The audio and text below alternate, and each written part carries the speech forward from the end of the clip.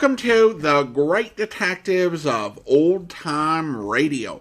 From Boise, Idaho, this is your host, Adam Graham. If you have a comment, email it to me, box13@greatdetectives.net. Follow us on Twitter at Radio Detectives and check us out on Instagram, instagram.com/greatdetectives. If you are enjoying this podcast, please follow us using your favorite podcast software. Today's program is brought to you in part by the financial support of our listeners. You can support the show on a one-time basis, support.greatdetectives.net. And you can become one of our ongoing Patreon supporters for as little as $2 per month. Just go over to patreon.greatdetectives.net. Well, now it's time for this week's episode of Sam Spade. The original air date, January 5th, 1951, and the title is The Biddle Riddle Caper. The National Broadcasting Company presents The Adventures of Sam Spade, Detective.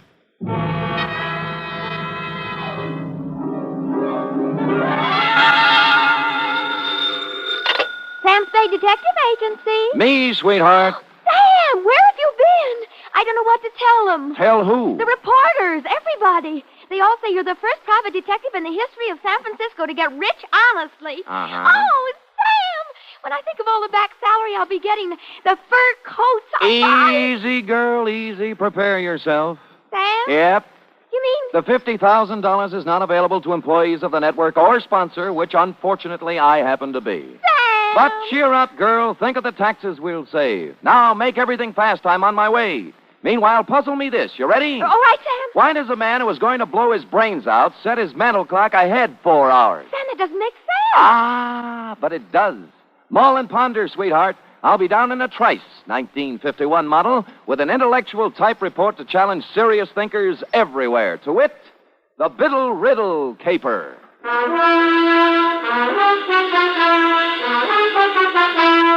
For NBC, William Spear, radio's outstanding producer, director of mystery and crime drama, brings you the greatest private detective of them all in The Adventures of Sam Spade. All alone by the microphone. Effie? Sam, I just can't get anywhere with this. Never kick on the third down, cherub. Give it another No, try. it's no use, Sam. I'm mentally through. Well, you know best. I just give up. Sam? Huh? What are those funny little bumps on your cheek? Go ahead, guess. Smallpox? Plague? You get more. Looks like little waffle marks. That's what happens when somebody hits you with a microphone, sweetheart. Now, if you look closer, just above the marks, under my eye, Oh, yeah. clearly and distinctly, in reverse, of course, the 3 letters of a network known far and wide for its hospitality to unemployed private detectives. You mean? Shh, not here, girl. Poise the pencil. Who knows? A sponsor may be listening. Ready? Yes, sir. To Mr. Tracy Abbott, Drake Carlton Hotel, copy to Dundee at homicide. From Samuel Spade, license number 137596. Subject, the Biddle Riddle Caper. Dear Tracy, it had a nice conventional start, this one. A nice conventional phone call telling me to drop up to room 402 of the Drake Carlton around 3 in the afternoon. But when I got there, I found that over the nice conventional number on the door was hung a temporary sign reading Olympic Radio Productions. Tracy Abbott, editor, director, and producer. Bidding farewell to the nice conventional part, I made bold to enter the door. Abbott, 5'8" of solid Hollywood, was waltzing with what I took to be a musician, composer, or some such. We open Cold Bunny like this. Now, Killer at Large. Banging with the theme. Bum, bum, bum, bum, bum, bum, bum, bum, bum. Bum, bum, bum, bum, bum, bum, bum, bum, bum. A great big wonderful chord there, Bunny. Check. Check. And then the teaser. Quote. Don't go away, you out there. Stick right close to that radio set of yours, because the next half hour might put $50,000 in your pocket. Yes, $50,000 will be paid by the sponsors of this program for information leading to the arrest and conviction of a killer at large. Ba, da, ba. Tonight, that's it, sustain the chord. Yeah. Tonight, the murder... Tremolo. Tonight, the murder of Carol Stevens. Then, da-da-dee-bum-bum-bum, ba-ba-bim-bum-bum-bum. Check. What's that? Cymbal crash. Do it again. Don't need it. Check. Big, wonderful. Lush. That's the word, lush. With scope and sweep and power. I got it. Well, I'll get as lush as I can with 8 pieces. Scope, sweep, importance. Gotta sound important. Check. Check. Oh. I'm Sam Spade, Mr. Abbott. Yes, Spade. Glad to see you. Please sit down. No, on the other hand, you'd better stand up. No time to lose. You have 24 hours to find a man for me. Well, that's pretty short notice. Mr. Spade, killer at large is real. We keep a sensitive finger on the pulse of the people. Well, that's nice. We deal in real facts, real people, real crimes, and real criminals. Check? Just how do you do this? How do you accomplish all this on the radio budget of today? Now, you see before you, Spade, the mechanical marvel which makes this possible, the tape recorder. You're familiar with the tape recorder? Oh, more or less. Check. Tomorrow night at 9 p.m. PST, with the aid of the tape recorder, we shall reconstruct one of San Francisco's more sensational unsolved crimes, the murder of Carol Stevens. You mean the burlesque dame 3 years ago? 2 years, 8 months, and 29 days. You remember much about it? Well, let me see. She turned up dead on the floor of her apartment, didn't she? Check. Victim of the well-known blunt instrument. In this case, a bronze bookend carrying the bas relief of Abraham Lincoln. Much ado. Headlines by the yard, a parade of witnesses, but no arrests, period. Fine. Now, what about me? Our show, Spade, is made up of the simple, honest, spontaneous statements of the witnesses themselves. Mm-hmm. We're set on this one except for one man, the most important one in the case, of course. Oh, who's that? Jimmy Biddle, the doorman at the Broadway Burlesque, at the time the Stevens girl was killed. Oh. Knew her, some say he loved her. Top suspect until he came up with an alibi. Our advance men have combed the city for 2 weeks trying to find him, but no luck. So he's blown Tom. That's what I thought until this morning. You mean you've heard from him? I heard from someone who said he was Biddle. He also said he knew who killed Carol Stevens. And he wanted the $50,000. Right. I mean, check. Oh, fair enough. Well, that's what you advertise, isn't it? Not to people who hang up when you get curious. If it was Biddle, I've got to record his story. I want him here by 8 tomorrow night. Check? Well, since you keep bringing it up, check. Yes. You can make it out for $100. At Homicide, I cased the files on the Stevens thing. San Francisco's answer to the Black Dahlia. A cheap killing of a cheap dame in a cheap apartment that used a lot of expensive newsprint. She'd taken her last turn under the blue spot around 10:30, left the theater, and hustled straight home because at 11 sharp, according to the neighbor across the hall, someone had tried the Abraham Lincoln bookend on Carol for size. She hit the floor just as the 11 o'clock news came on. Biddle's alibi had to be good, and it was. It came, as a matter of fact, from the greatest little alibi factory in town. Biddle was drinking old fashions with Joseph P. Norgard, the well-known criminal lawyer at the time of the killing. So I trotted over to Norgard's office on Market Street, found him tied up, and settled down in the waiting room next to a gimlet-eyed youth in a neon-striped suit who looked like he made a living sticking up crap games. He was filing his nails. Buddy. Yeah, buddy? You sure you're in the right office, buddy? Positive, buddy. I just thought I might save you some trouble, that's all. Sam Spade, ain't it? Hey, you're a smart kid. I try hard. I still think you'd be wise to blow. You know, this is quite a turn you do, buddy. Study nights with Richard Woodmark. Sam, I told you I want to save you a bad time. You're a nice guy. Thank you. Must be a lot of things you can do around town to make a buck without coming here. Now, why don't you lift it out of that chair? I'm not going to do it, Mr. Norgard, and that's final. I'll get with you later. Bye, buddy.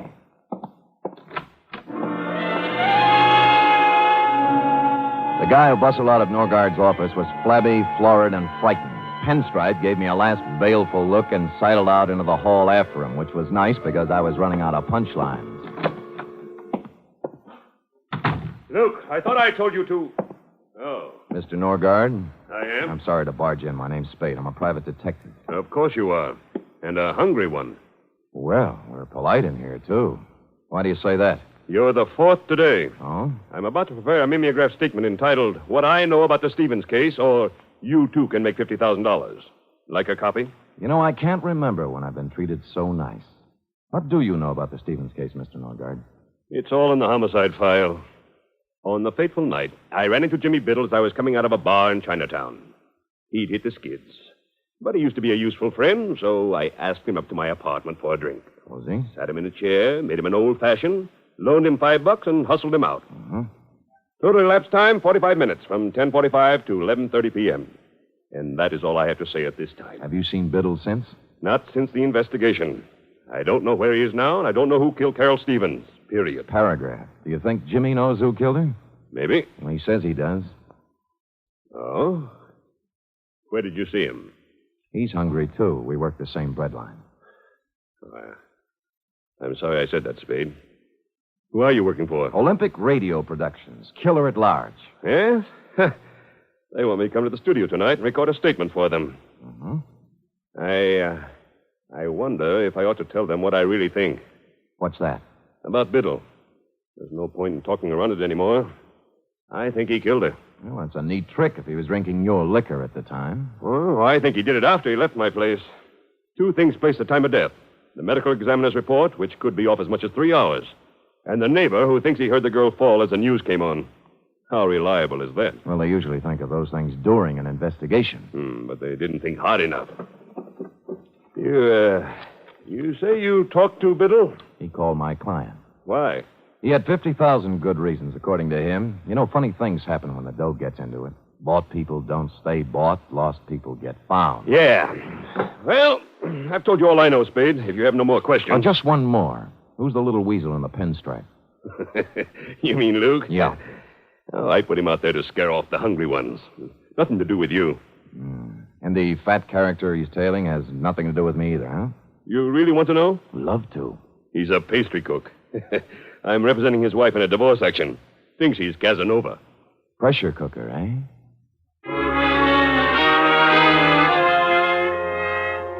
Shoving Norgard, Pinstripe, and the flabby pastry cook in the look-up later section of my hat band, I took off for Biddle's last known address, a boarding house on Pacific Avenue.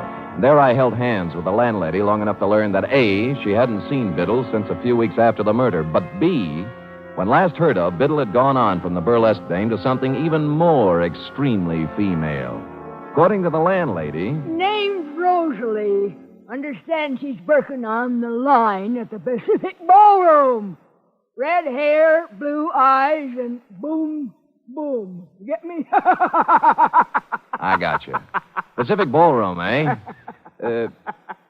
Would you do that last again? Boom, boom. Yeah, just checking. Thanks, Mrs. Landlady.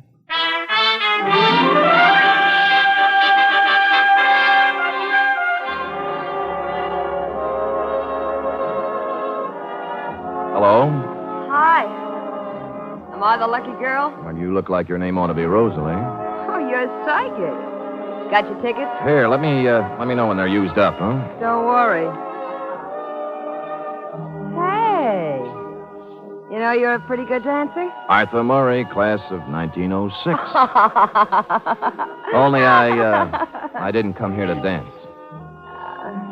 Oh. I'm looking for Jimmy Biddle, you know him? Yeah, I know him. You a cop? Not exactly. Oh, what's the difference, cop or no cop? You'll find him one of these days. Where? In the bay, maybe. Or the morgue. He knows it. That's the funny part. He knows it, and he can't do anything about it. It's got him. Rosalie, baby, look, I'm a... That's enough about Jimmy. Let's dance, huh? That's what you're paying for, isn't it? Well, come on. Where is he? You're wasting your time. I won't sell him out. I'm through with him, but I won't sell him out. Here's your tickets.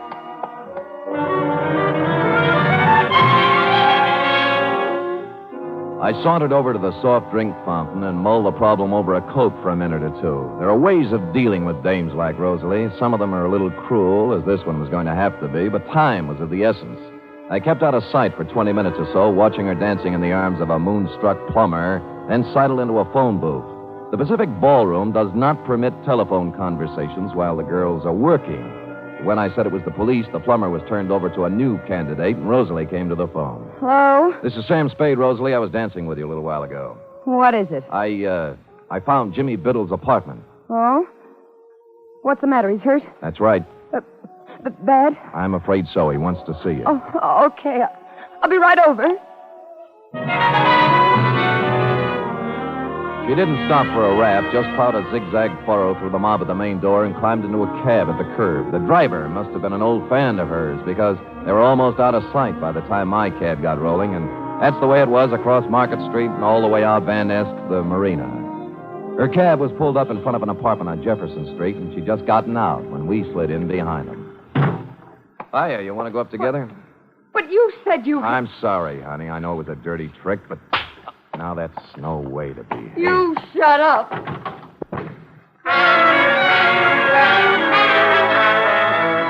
The gold card holder by the doorbell listed the tenant as W.R. Smith. Mr. Smith was evidently not home.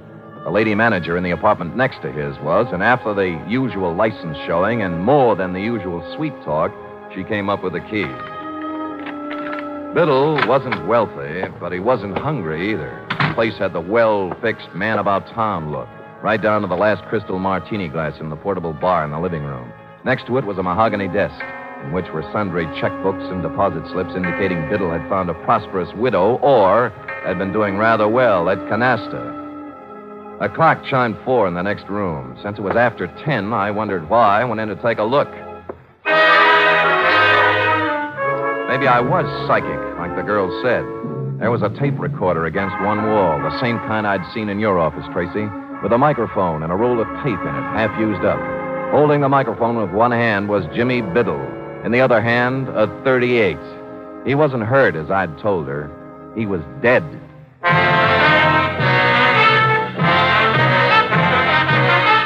You are listening to the weekly adventure of radio's most famous detective, Sam Spade.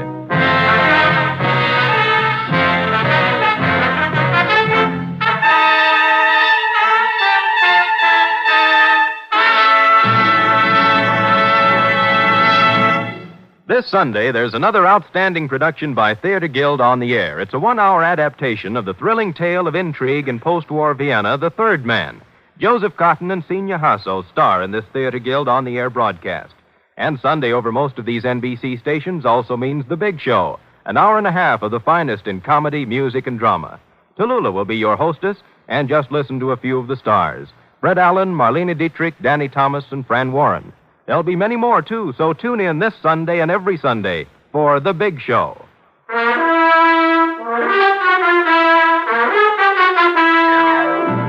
And now back to the Biddle Riddle Caper, tonight's adventure with Sam Spade.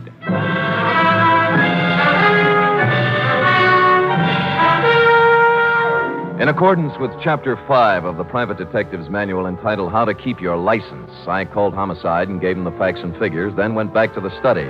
Jimmy Biddle was surrounded by props like Part 1 of a photocrime puzzle. I carefully reached over his shoulder and pressed the button on the tape recorder. My name's Jimmy Biddle. The DA will remember me. We saw a lot of each other during the week after Carol Stevens hit the deck in her apartment 3 years ago. At just about this time of night. I fooled him then. I could probably go on fooling him, but I'm tired of it. I'm tired of living this way. So here it is. I knew Carol Stevens well. I was crazy about her, and I was jealous, too. That's why I killed her. Thought I could go on, playing hide-and-go-seek for the rest of my life, but sooner or later this kind of thing gets too heavy to pack around. You gotta get rid of it, one way or another. Period. End of report.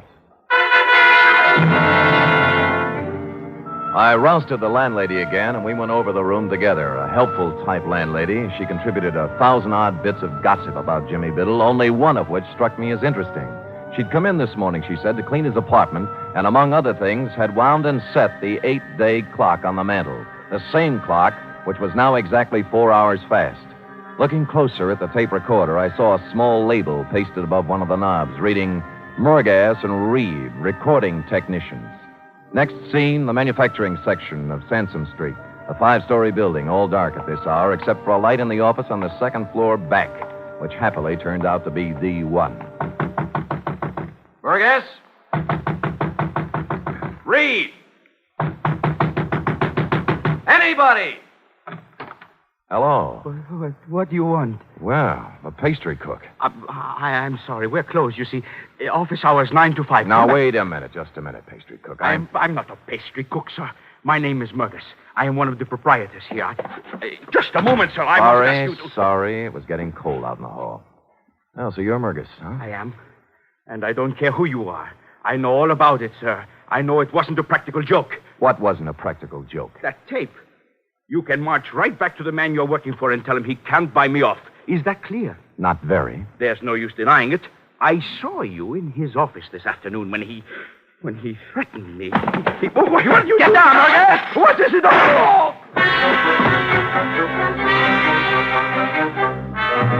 I crawled out on the fire escape in time to see my buddy in the pinstripe suit hit the bottom. The alley, praise be, was blind at one end, so Luke took off toward the street. I caught him in one leg. He stumbled, fell, smacked his head against the brick wall of the alley, and took the count. I was frisking him when a prowl cop who'd heard the shots moved up. I convinced him I wasn't rolling a drunk and left him to run back upstairs. Murgus? Murgus! Here.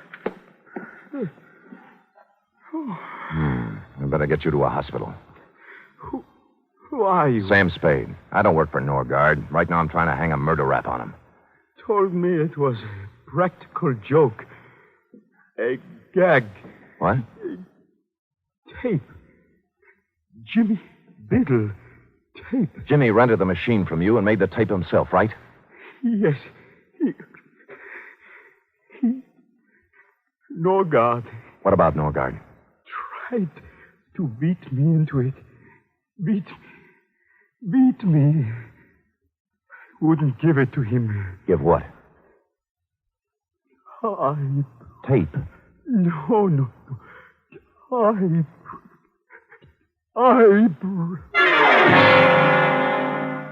He tried to point to the desk as he passed out, and so to this already bubbling stew, we had a crucial typewriter.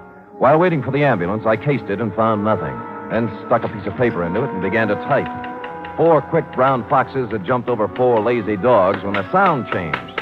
I looked closer, then tackled a messy job I always leave to my secretary. I hate to play with typewriter ribbons, but this wasn't a typewriter ribbon, since said ribbon had come to an end and I was pecking away at a piece of sound tape.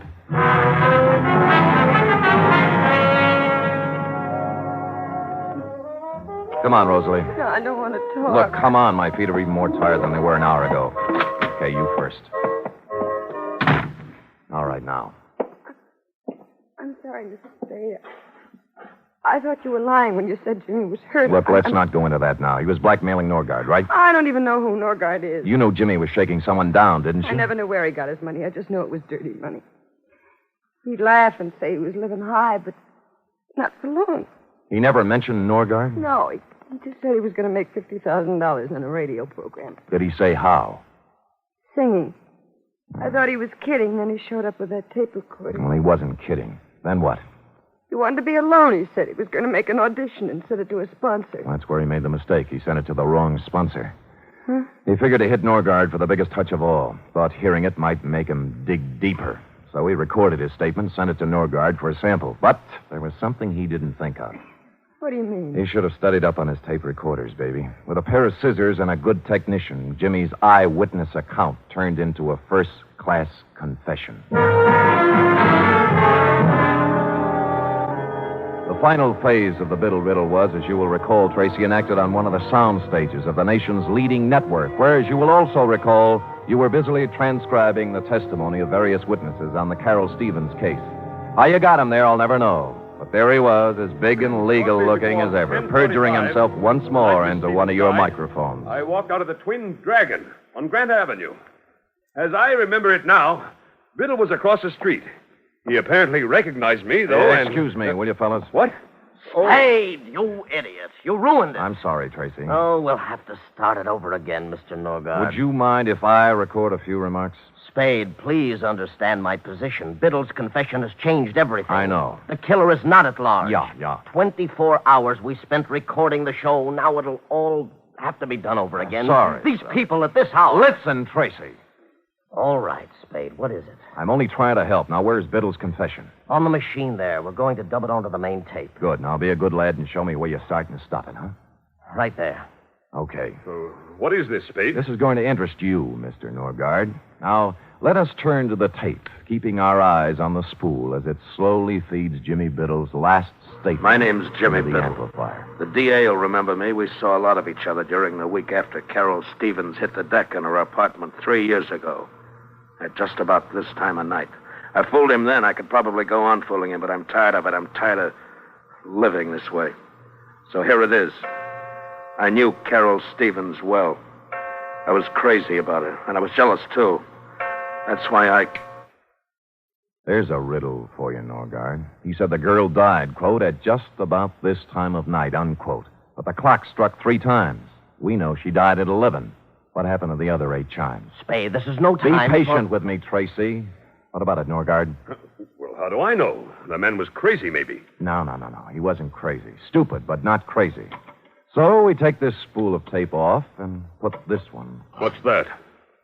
This is the part that was cut out. Got it from the guy who did the splicing job for you, thinking it was a practical joke or something. Sam, do you know what you're saying? Yeah, but Biddle says it better. The last thing we heard was I was crazy about her, and I was jealous, too. That's why I killed her. Only he didn't say killed her. Just, that's why I... Well, standing outside in the hallway of her apartment the night she died. I'd seen her leave the theater with a guy I recognized. And I followed them home to her place. Heard the argument, everything, but I had no idea he'd kill her until I heard her hit the floor. Door busted open then, and he came out looking like a crazy man. He didn't even see me. He just ran down the back stairs as fast as he could go. I went in and saw her lying on the floor, dead. I could have killed him then, but I thought of something better. He's good pay. The cash comes right on time. But I'm tired of living this way. So there's the story. The man who killed Carol Stevens... That's an expensive life!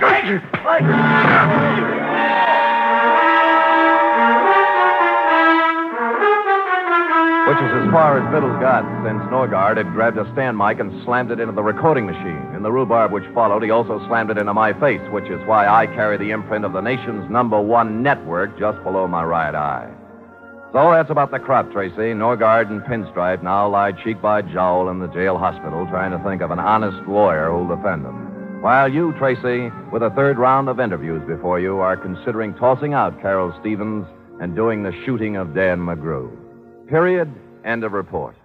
Sam, how unfortunate. Unfortunate? You never got to explain about the clock that was 4 hours fast. Why, sweetheart, that's self-explanatory. The clock said 4, you see? Yes. But it was 12. It'll have been dead an hour, which makes it 11. Carry 1. Subtracting 4 from that leaves 7. 7. And assuming he'd been there an hour before that makes 6. Sam, what relentless logic. Just like Ellery Queen. Effie, on this program, we do not plug rival products. Now go and type that up while I figure this out. Scoot. Yes.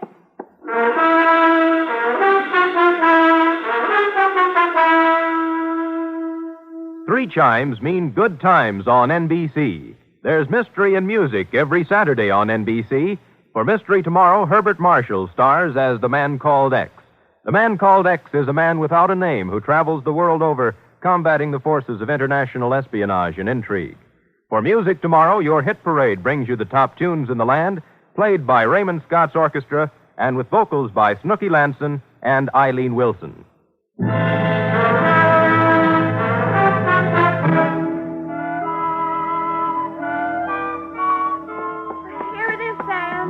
Thank you, dear one. I see by the furrows in your brow that you have not as yet solved the matter of the missing chimes. Or why Norgard set the clock ahead when he shot Jimmy Biddle. How to approach this?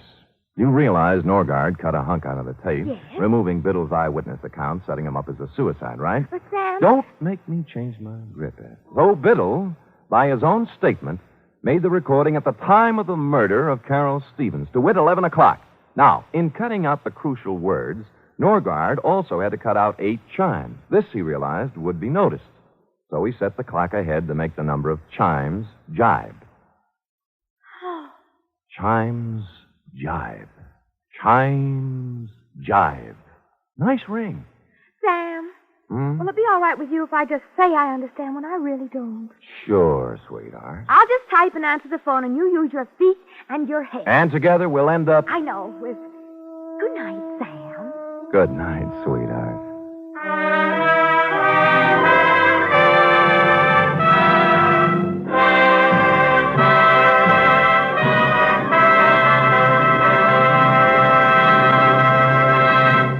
The Adventures of Sam Spade are produced, edited, and directed by William Spear. Sam Spade was played by Stephen Dunne. Lurene Tuttle is Effie. Script for tonight's adventure by Harold Swanton. Musical scoring by Lud Gluskin, conducted by Robert Armbruster.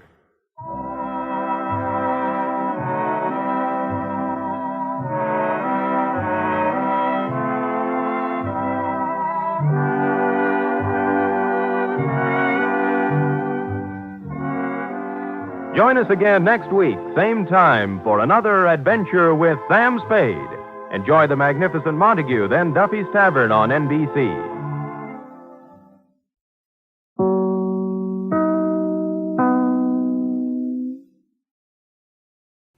Welcome back. Well, a really interesting episode. I have to admit that I did laugh quite a bit in the scene where the producer and his flunky were rehearsing the program and doing their sound effects. That was really funny. Now, the radio program that's being portrayed here actually had a real-life parallel. In 1950, CBS did a summer replacement series called Somebody Knows, which covered unsolved crimes and used a combination of real-life interviews and reenactments to lay out the evidence of the crime and offered a reward in hopes that a case would be solved. I don't think it was quite $50,000, but that was on CBS, and that was the reference to the most popular network and the impression being left on Sam. And that's the great thing about radio. On television, they never would have had Sam Spade made up to have an impression of the CBS microphone logo on his person, because they'd be afraid they'd get in trouble. But on radio, they can give us an impression without coming out and saying it, and we are imagining the logo on Sam. So, really clever there. Now, it should be mentioned that Somebody Knows was not the only sort of true crime series that was on as a summer replacement.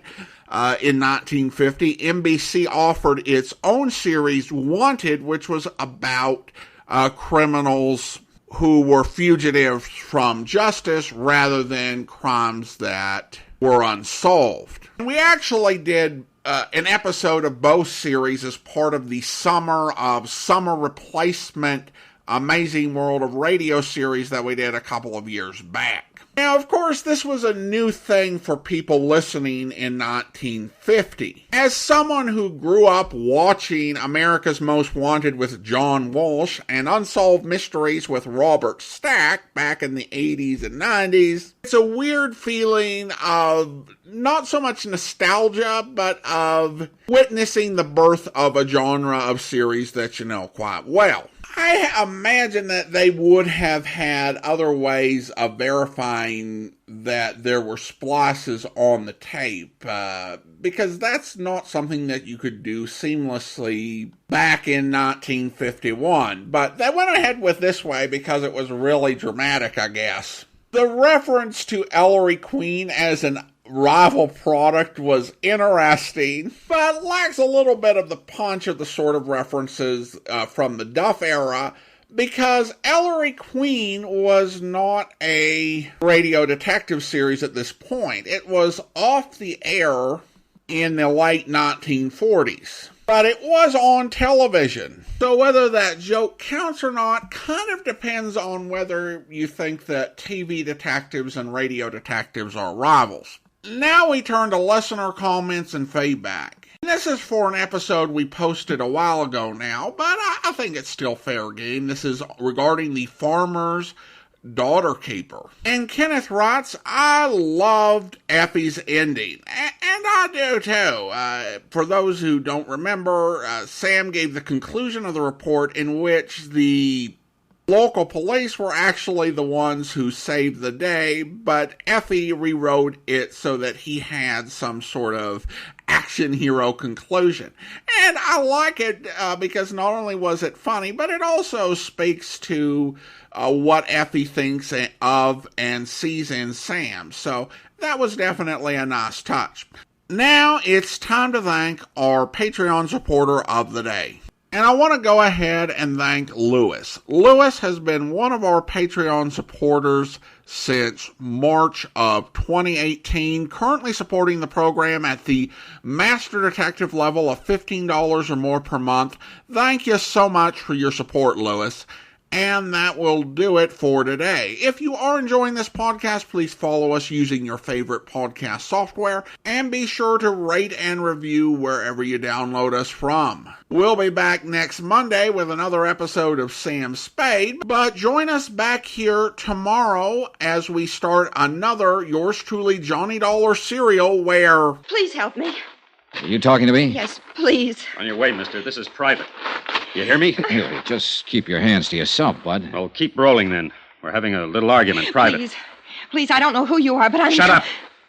She's had a little too much to drink, mister, that's all. Oh, that's so? Well, it doesn't look that way to me. Now, what's this all about? I just told you, Nosy, she's had a little too much to drink. Now, go on, bud. Get on your way.